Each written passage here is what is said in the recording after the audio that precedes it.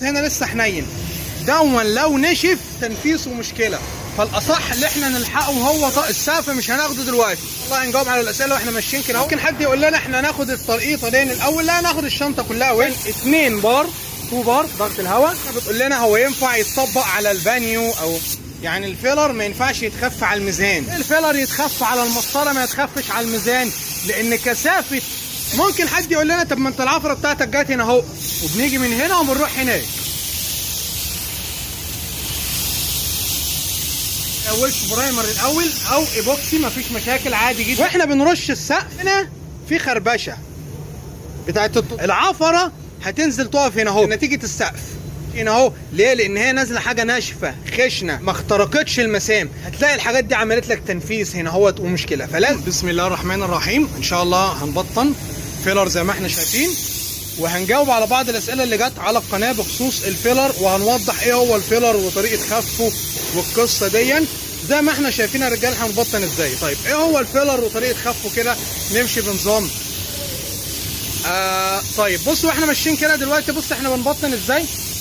بنجيب من اول هنا وماشيين هنا كده اهوت. ليه بقى ما ينفعش؟ او ده افضل من اننا نجيب من هنا ونيجي هنا اهوت وبعد كده نروح هناك ونيجي من هنا. ليه؟ لان احنا رايحين كده هون بنلضم بنلحم الفيلر في بعض. بص هنا لسه حنين دون، لو نشف وجينا ننزل عليه تاني ممكن يعمل لنا تنفيس ومشكله. فالاصح اللي احنا نلحقه وهو طري كده هون ونبدا ننزل عليه. طبعا احنا معانا سقف فوق، نخلي السقف دلوقتي. ممكن تاخده الاول عادي، لكن ليه نخلي السقف دلوقتي وناخد الحاجات اللي تحت الاول؟ لان لو خدنا السقف الاول الفيلر احنا عارفين بيعمل خشانه، هيرملنا خشانه على العربيه من تحت وممكن تسبب لنا مشكله. فالامن اللي احنا ناخد الاجزاء اللي تحت الاول، بعد كده هون نبدا على نطلع على السقف. ناخد هنا كده هون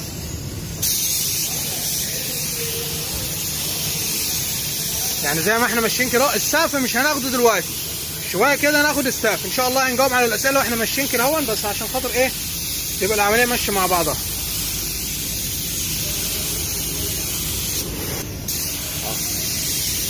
وادي معانا الشنطه اهي قبل ما الفيلر ينشف. طبعا ممكن حد يقول لنا احنا ناخد الطريقه دي الاول؟ لا، ناخد الشنطه كلها وش. ناخد الشنطه كلها وش احسن يا رجاله مع بعضها. ضغط الهواء طبعا بيكون تقريبا 2 بار 2 بار ضغط الهواء. طيب علشان خاطر في ناس برضك كلمتنا بتقول لنا هو ينفع يتطبق على البانيو او مش عارف ايه او كلام من ده. بصوا يا رجاله، نيجي كده من اول طريقه الخف. الفيلر بالاخص ليه معامله مختلفه في الخف بتاعه. ازاي؟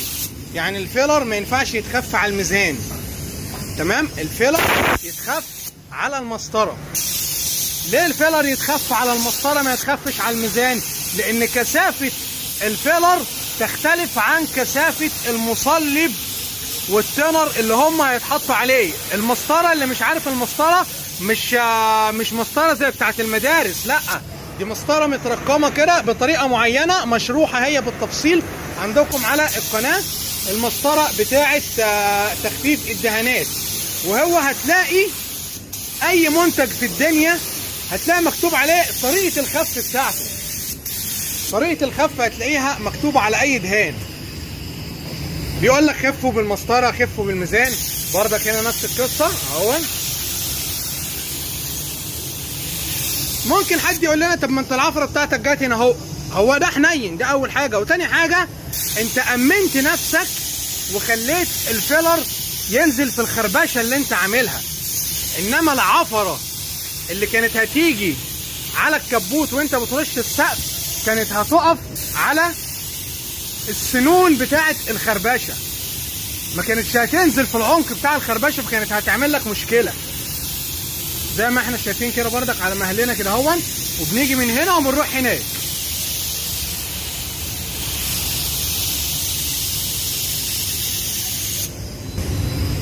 ان شاء الله اوريكم دلوقتي بردك ازاي مكتوب على العلبه طريقه الخف ازاي زي ما هي مكتوبه. مهم جدا يا رجاله النقطه دي. تهتم بطريقه الخف، ما تعملش الفيلر زي البويه.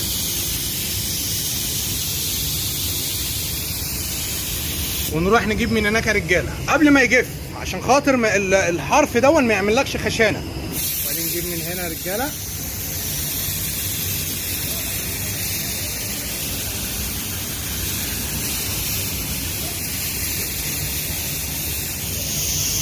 طبعا الحتت الصاج اللي كاشفه ديا يعني ليك اريحيه اللي انت ممكن تنزل عليها وش برايمر الاول او ايبوكسي، مفيش مشاكل عادي جدا. اللي هو ال1K السبراي حتى يعني في وش برايمر بيكون سبراي كده هون، وايبوكسي سبراي ممكن تنزل عليهم عادي يعني. دي معاك ودي معاك، ان هي اماكن يعني مش مركونه، والفيلر برضك حاجه قويه، لكن ما تنزلش بالفيلر على حاجه صاج صريح. يعني احنا بننزل بالفيلر على الصاج ايه، حته كشفه كده. لكن ما يكونش حاجه كلها كشفه صاج. شايفين بيلمع ازاي يا رجاله اهو، كله بيلمع في قلب بعض اهو. ما يكونش حته كشفه كلها صاج وننزل عليها كلها بالفيلر، لا، يبقى دي عايزه ايبوكسي او عايزه نوع من انواع البرايمر الخاص بالصاج.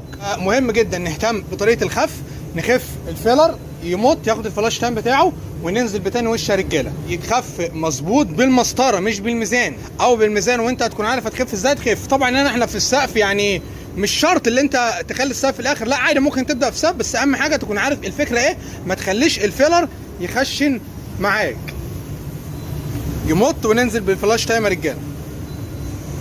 يعني بصوا يا رجاله، ادي الكبوت اهو وادي السقف، واحنا بنرش السقف هنا في خربشه بتاعت ال 320 الصنفره ال 320، العفره هتنزل تقف هنا اهو نتيجه السقف. تمام، اصبح ما نزلتش هنا اهو. ليه؟ لان هي نازله حاجه ناشفه خشنه، فما اخترقتش المسام. فاحنا لما ناخد ده بقى الاول، ادي السنونه اهيت، وننزل بالفيلر العجين بتاعنا، الحبيبات هتنزل هنا اهوت، والعفره مش هتطلع على السقف لان السقف عالي. لكن وانت بترش السقف الاول، العفره وارد تنزل لك هنا وتعمل لك نفس المشكله دي، فانت تامن نفسك. ده في الفيلر في البيس كوت والورنيش بناخد طبعا الاسقف الاول، بعد كده بننزل على العربيه. ادي الفكره اللي انت بتخلي السقف اخر حاجه في الفيلر. مفهومه ده يا رجاله؟ بالنسبه عشان خاطر في اخونا بيسالنا بيقول لنا ان هو عنده البانيو، ممكن ينزل بالفيلر على البانيو دون، يرجع لخامه البانيو اللي معاك ايه. هل البانيو دون فايبر جلاس؟ لو فايبر جلاس طبعا في مواد خاصه بالفايبر جلاس، يعني ممكن تنزل بالفيلر، لكن يفضل ان انت تنزل بالايبوكسي الاول، يكون ايبوكسي خاص بالفايبر جلاس. البانيو اللي معاك حديد، يبقى بردك تنزل بالايبوكسي، الايبوكسي ماده قويه للحديد. الفيلر لا، الفيلر عباره عن حاجه بتنزل على المعجون. يعني عشان خاطر بردك اخواننا المبتدئين رجاله، ايه هو الفيلر؟ هو هنا بياخد الفلاش تايم بتاعه، ما ينفعش ننزل وهو طري، ما ينفعش ننزل على الفيلر وهو كده هو طري، لازم يمط. ليه لازم يمط؟ ادي اول وش فيلر، ادي الصاج اللي احنا نزلنا عليه، وادي اول وش فيلر. هنا في تنر ومصلب، حبيبات تنر ومصلب. تمام، لسه ادام ده بيلمع كده اهو، يبقى لسه الحبيبات دي ما طلعتش. تمام، لو جينا نزلنا بتاني وش، احنا كده حبسناها، احنا بنقول لها مش هتطلعي.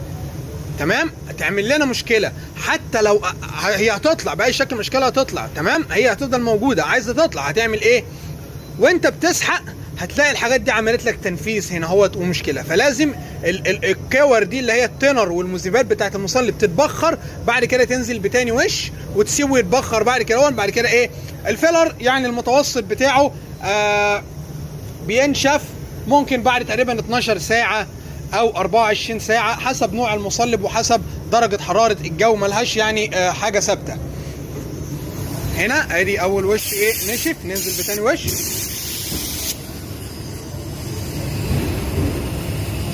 اول وش هنا نشف رجاله، نمط ننزل بتاني وش. بسم الله، برضك نجيب من هنا اهوت اهي راس يا رجاله اهو.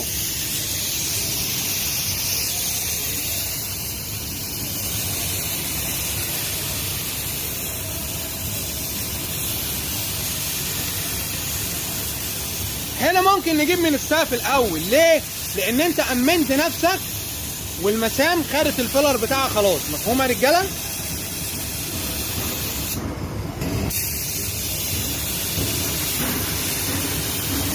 في بردك اسئله جت تانية على التعليقات، يعني هو ينفع يدهن بالفرشه؟ يعني ايه، هو مش حكايه مش هينفع، هو هينفع، بس هل هيديك النتيجه دي؟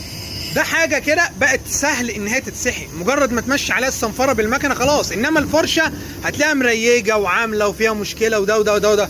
لكن هل هينفع؟ هو هينفع، مش هيقول لا، فعادي، ولكن هتبقى النتيجه صعبه يعني، وفي السحق بتاعه صعب، وممكن يكلفك فيلر كتير، او مش حاجات تكلفه بقى، يعني النتيجه مش هتبقى اللي هي خالص يا رجاله.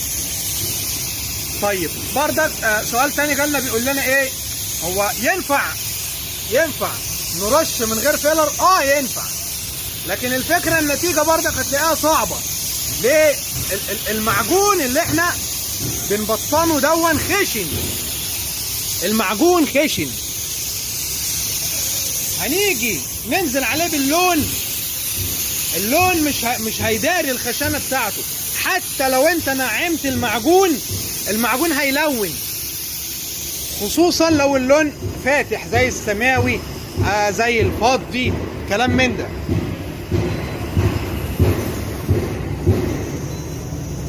يعني بصوا يا رجاله، حبيبات المعجون اصلا الفيلر دون الميكرون بتاعه بيعمل حوالي 200. احنا ممكن نكون نزلنا هنا ده يعادل 150 ميكرون مثلا او 200 ميكرون، تمام؟ اللون اللي احنا ال 200 ميكرون دول هم دول اللي هيعالجوا المشاكل او العيوب اللي في المعجون بطبيعه المعجون. ليه؟ حبيبات المعجون كبيره، مرصوصه جنب بعضها كبيره كده اهوت، حتى لو انت قعدت تصنفر فيها هتلاقي فيه حاجات في المعجون، تمام؟ ممكن بقى لو انت عايز توصل لمستوى فعلا بعد ما تصنفر المعجون دون، اللي هو المعجون اللي احنا لسه شايفينه قبل ما نبطنه، بعد ما تصنفره وتنعمه تمام، تنزل عليه قشرتين ناعمين اللي هو المعجون الفاين ده. هنا هيبقى انت عملت السطح الاملس اللي زيه زي الفيلر، بس هيكون فاضل لك عمليه الايه؟ التغطيه، لان مش هيكون من السهل اللون الفضي يغطي حتى على المعجون. لو المعجون اللي انت بتمعجنه دون لونه مناسب للون الفيلر، قريب من الفيلر، في الحاله دي هيبقى انت كده فعلا حققت المعادله. لكن المعجون اللي هو التاني الخشن دون مش هينفع، ولازم فوق منه معجون ناعم. وفي اخطاء بتحصل غير التنر اللي هو الجراكن، المفروض الفيلر يتخف بنفس التنر اللي هو بتاع اللون علشان خاطر ما يسببلكش مشاكل. لكن هل التاني مش هينفع؟ لا هينفع، لكن ممكن يعمل لك خشانه او حاجه. ادي الصنفره، المعجون بتصنفر بصنفره 320 قبل الفيلر، بتكون عامله الشكل ده، تمام؟ في ناس بتنزل وش فيلر عافر الاول، العفره بتنزل تقف على السنون، ما بتنزلش هنا اهو. لازم اول وش يكون وش ناعم وخفيف ينزل يخترق المسام يا رجاله، ما ينفعش الوش العفره، عشان خاطر العفره دي الحبيبات بتقف على السنون بتاعه الخربشه بتاعه الصنفره، ما بتنزلش تحت. لازم الفيلر ينزل معاك لامع. هنا مط اهو، ننزل يا رجاله تاني وش، بسم الله.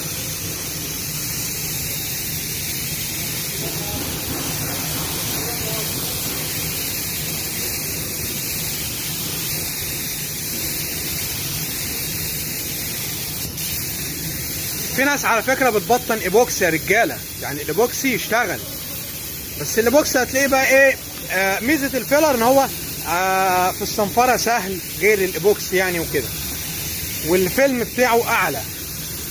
انما الايبوكسي ناعم، مش هيديك الغلاظه بتاعت الفيلر. حتى الفيلر بص المسدس بتاعه تلاقي الفونيا بتاعته واسعه 1.7 او 1.8، عشان الفونيا اللي هو الفتحه الصغيره اللي في المسدس دي لازم تكون واسعه عشان تقدر تطلع الفيلر يا رجاله. انما لو الفونيا صغيره الفيلر مش هيطلع من المسدس.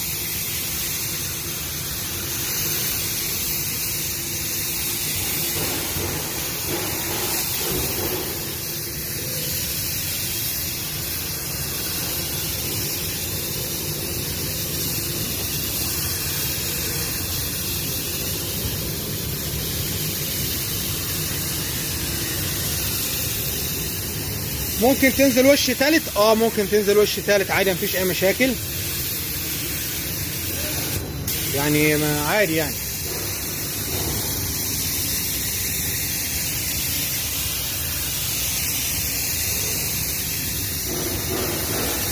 لازم الفيلر يكون نازل بيلمع كده.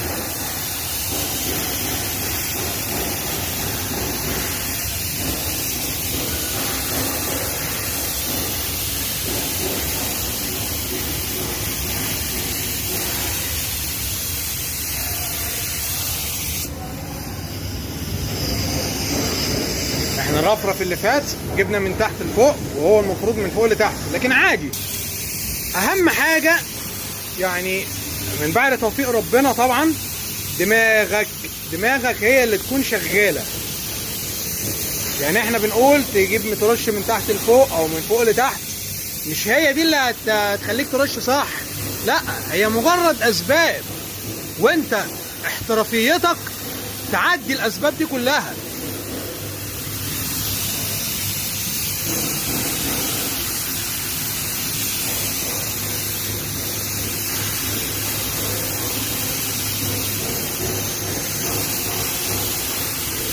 اي سؤال عن الفيلر سيبوه في التعليقات يا رجاله.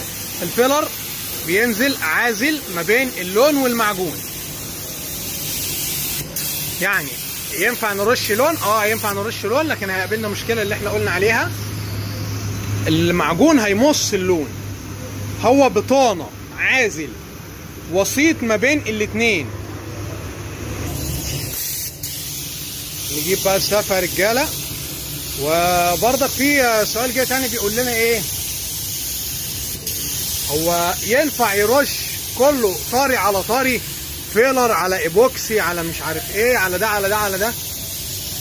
عادي جدا، مفيش اي مشاكل، اي حاجه هتترش ماشي. يعني انت ممكن تنزل ايبوكسي وفوق منه فيلر. في ناس بتنزل وش ايبوكسي كده بيتخف كده، بيبقى خفيف، تنزل بيه على المعجون الاول بحيث ان هو يملى المسام بتاعه المعجون قبل الفيلر. ليه؟ الايبوكسي حبيباته ناعمه، ففي ناس بتعمل كده فعلا عادي. انما بقى في حاجه بقى هنا ما ينفعش ان هي تتعمل. يعني احنا بنرش طري على طري عادي، يا دوبك ترش كده وتستنى قيمه 15 دقايق التنر يتبخر، وبعد كده ترش الفيلر بعد الايبوكسي او تاني وش او حاجه. لكن ما ينفعش ان يعدي عليه 12 ساعه واجي انزل عليه كده على طول، لا. هنا بقى لازم تصنفر. ادام المذيبات اتبخرت بالكامل تماما وهو حصل له جفاف كلي، هنا بقى لازم تصنفر. ليه؟ انت ينفع اللي انت ترش عليه بدون صنفره في حاله ان هو لسه حنين. اي نعم التنر طار منه، لكن لسه الكيمياء بتاعته قابله انه ينزل حاجه تاني نون ساندنج بدون صنفره. تمام؟ مفهوم ده يا رجاله؟ فلو احنا هننزل على حاجه شرط ان ما يعديش عليها وقت كفايه. يعني ما ينفعش ابيت الفيلر ده واجي تاني يوم ارش عليه فيلر تاني، لا، هنا انت لازم تصنفر عشان يحصل اديشن او تماسك. عشان خاطر في سؤال جالنا على الموضوع ده. حلوه الاسئله دي، حلوه يا رجاله.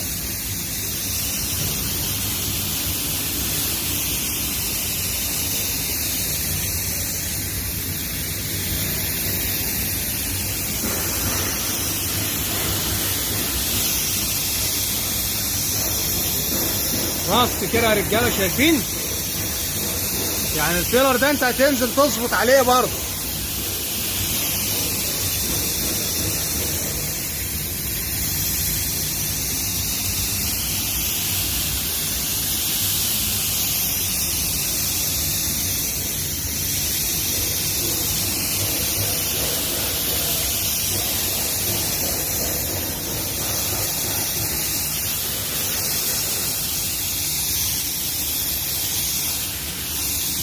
تمام كده، احنا تمام.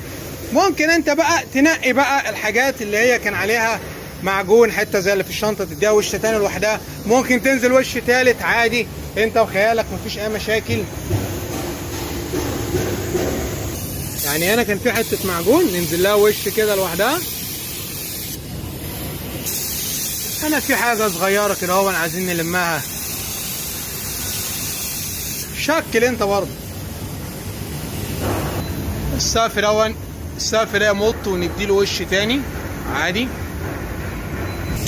في برضه سؤال يعني ممكن يجي في بعض الاذهان، حاجه زي كده.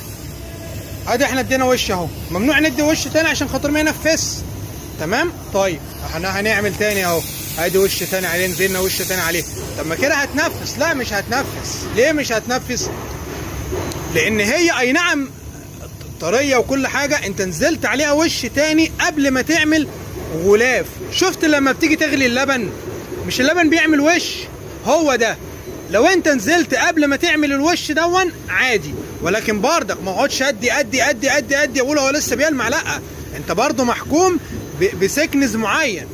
يعني شفت احنا وش اتنين كده ماشي عادي، لكن ما اقعدش ارفع بالسكنز والميكرون عالي واقول ما هو لسه بيلمع في قلب بعضه. لا يا باشا، انت كده هو خانق التنر تحت، مع ان مفيش وش لكن بردك لسه محبوس. مفهومه دي طبعا باذن الله. حاجه زي هنا كده اهو عايزه تتلم نلمها معانا. مهم جدا تهتم بموضوع الفيلر ده يا رجاله. بالتالي احنا كده الفيلر يتطبق على البانيو ومش عارف ايه وكلام من ده، يتطبق على اي حاجه ادام هو من ضمن الحاجات اللي في علبه الفيلر مكتوب عليها ان هي تتعامل معاها. يعني علبه الفيلر يقول لك انا بغطي المعجون، انا سهل الصنفره، بعمل عمليه تغطيه، بعمل مش عارف ايه. ما اخدش الفيلر مثلا، يعني مش بنتريق او حاجه، اروح ادهنه على الحيطه. لا، هو مش بتاع حيطان، الحيطان ليها مواد لوحدها. ادي الفكره يا رجاله.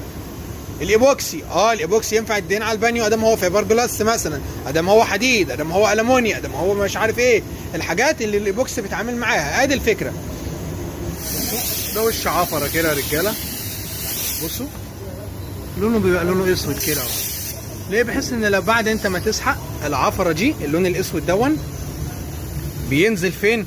لو في تنفيسه او تخريمه او حاجه، العفره السوداء اللي بتنزل جواها بعد انت ما بتسحق بيتبان لك بقى ايه السوداء. لو نقطه صرف في الفيلر بتعرف ان دي ايه عمق ماشي عايز تلقط. مفهوم؟ الحمد لله تم كده الموضوع يا رجاله. ما تنسوناش في الدعاء، والسلام عليكم ورحمه الله وبركاته.